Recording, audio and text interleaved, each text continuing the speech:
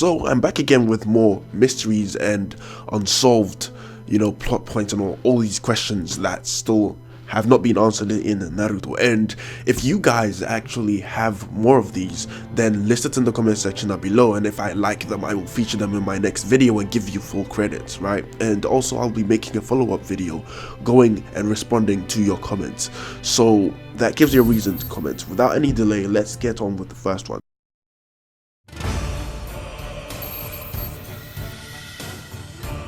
So the first question is, Hagoromo created the Uchiha tablets, and apparently it was said by Black Zetsu, it was stated by Black Zetsu that you require the Rinnegan in order to read what is on the tablet, or at least the Mangekyo. The various stages of the Sharingan allow you to read certain things on the tablet. Now, why did Hagoromo create such a thing with such requirements? It's not like his sons would unlock the Rinnegan and be able to read what is on the tablet. It's not like all the people on the planet would be able to read the tablet. So what was the point of creating something that no one can read?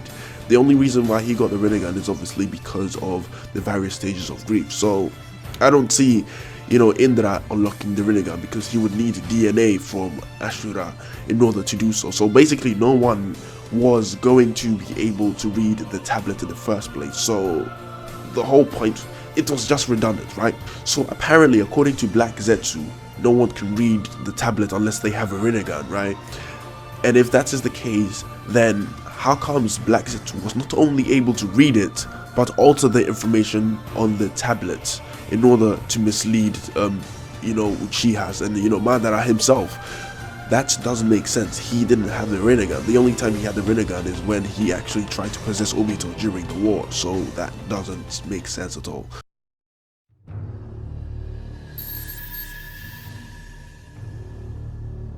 The next one is just a huge mistake, okay? So according to the law of being a Jinchuriki, right? Once you die, the tailed beast, the chakra, leaves your body and returns back into nature, and then gradually, eventually forms back into the tailed beast, right? So this is actually contradicted by Minato, because remember when he sealed the positive part of Kurama into Naruto, and then he took in the negative part. After that, he died.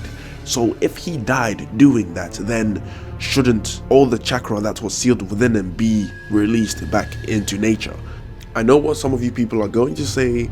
He sealed his soul into the Death Reaper seal, and that is why it required a special technique and special mask in order to unseal his soul. But the thing is, the chakra was sealed inside his body, meaning that it should leave his body once he dies, but that never happened. Now, the only time we actually saw that happen, or at least it actually happened, the whole law or the rules established happened, is when Rin died and the Three Tails got released back into nature. That is the only time that actually worked. So that there is a huge contradiction, and if you agree, let me know in the comments.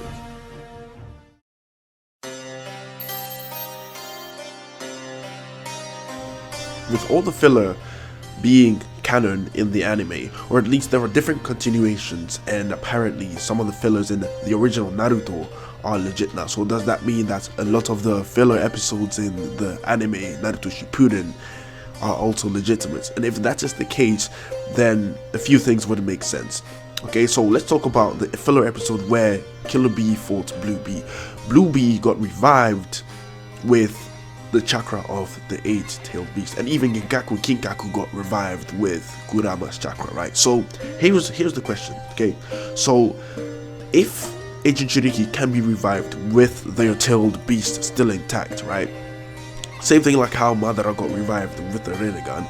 If you can be revived in the previous state that you died, does that mean that you can actually seal your tailed beast of the Edo Tensei person into a legitimate person, and then undo the Edo Tensei, redo the Edo Tensei, and revive the person back into the state with the tailed beast? If that is the case, then that is basically a cheat code, because you can revive a Jinchuriki into the previous state where they had a tailed beast, get them to seal the tailed beast into a living person, and then undo the Edo Tensei and revive them back into the states when they had the tailed beast. Like, that itself it's hacks, and we've seen Minato actually give his tail beast to Naruto, right? And even though he lost his, Biju mode, I'm sure Kabuto can revive him again back into the same state where he still had Kurama, because the same thing happened to Blue Bee, right? Killer Bee was the one who was supposed to have the legitimate 8-tailed beast, but then Blue Bee got revived with that chakra still. So let me know in the comments if you guys agree with this one, because if it is the case, then this is actually quite hacks.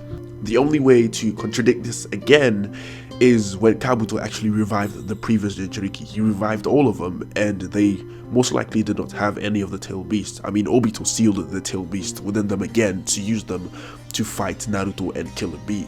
So if they were revived and they didn't have the tail beast in them, then how comes Blue Bee actually had the tail beast in him still after he got revived? And how comes Gengaku and Kinkaku also had, tail beast chakra in them when they got revived? That doesn't make any sense. Yet some of these fillers have actually been made canon, like the whole Ranmaru arc was a filler episode, yet it has been made canon, and so on and so forth. So that's a huge clusterfuck. That's a huge mindfuck right there.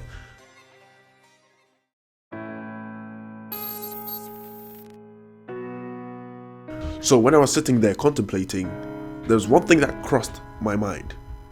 How the fuck did Rock Lee pass the Genin exam without being able to use ninjutsu? Naruto failed on multiple occasions because he could not use ninjutsu properly. He could not use the clone jutsu properly. Or was it genjutsu? I don't remember which one it is, but he wasn't unable to do that, and he failed on multiple occasions. So how comes that Rock Lee was able to become a Genin without having the ability to use anything at all?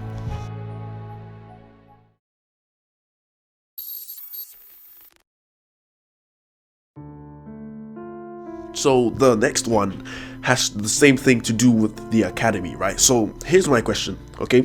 In the first episode of Naruto, it is established that Naruto is taking the academy graduation exam for the 3rd time. If Naruto took the exam 3 times, then why is it that he is around the same age as his classmates when they graduate? That doesn't make sense, because he has failed it at least twice, right? So shouldn't he at least be like 2 years older than Sasuke and Sakura, as well as all his other classmates? He should be one of the oldest people. It's like Iwabe, right? He failed the academy, exam or test multiple times, and because of that, he is slightly older than all the people around him in Boruto. So the same thing should apply to Naruto, but that's doesn't seem to be the case at all. So that is another mistake that has been made. These are all things that cross my mind when I'm sitting there marathoning Naruto and Boruto.